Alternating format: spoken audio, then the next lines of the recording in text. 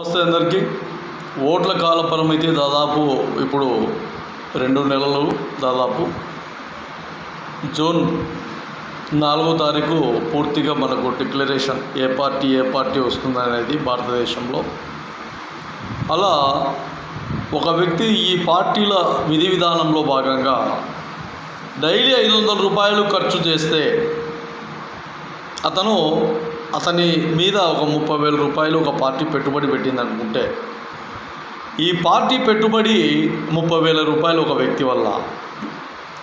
అదే ఒక పార్టీ గెలిచిందంటే ఒక వ్యక్తి వల్ల, ఒక ఓటు వల్ల దాదాపు 30 లక్షల రూపాయల బెనిఫిట్ ఆ పార్టీ విధి విధానాల్లో భాగంగా వాళ్ళు ఎక్కడైనా కానీ ఈ గెలుపును ఆసరాగా తీసుకొని, ఈ గెలుపును అదనంగా తీసుకొని, ఈ గెలుపును సమాజంలో స్ఫూర్తిగా తీసుకొని నీ 30,000కు 30 లక్షల రూపాయలు సంపాదించే ప్రయత్నాలు కొనసాగిస్తారు. నాకు ఈరోజు బువ్వ, నీళ్ళు, కాఫీ, టీ, టిఫిన్, మద్యం ఇవి తీసుకుంటే 500 రూపాయలే నీ ఖర్చు. కానీ ఆ ఖర్చు రేపు వాళ్ళ విలువ 30 లక్షల రూపాయలు.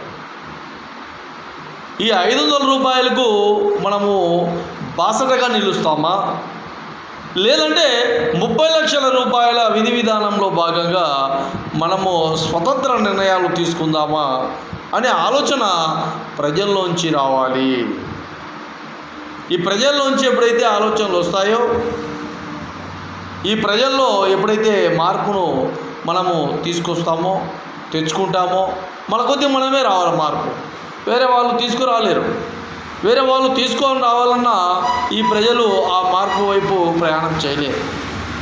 కాబట్టి స్థిరంగా నిలబడతారా, అస్థిరంగా ఉంటారా అనేది తమ జీవన విధానాల్లోని మార్పులు చేర్పుల కోసమే మీ ప్రయత్నంలో భాగంగా కొంతవరకైనా మార్పు విధానాన్ని అమలు చేసుకోవాలని కూడా మహాజన రాష్ట్ర సమితి సంపూర్ణ విధి విధానంలో రాజకీయ విశ్లేషణలో భాగంగా తెలియజేస్తున్నాను. జై మహాజన, జై మహాజన.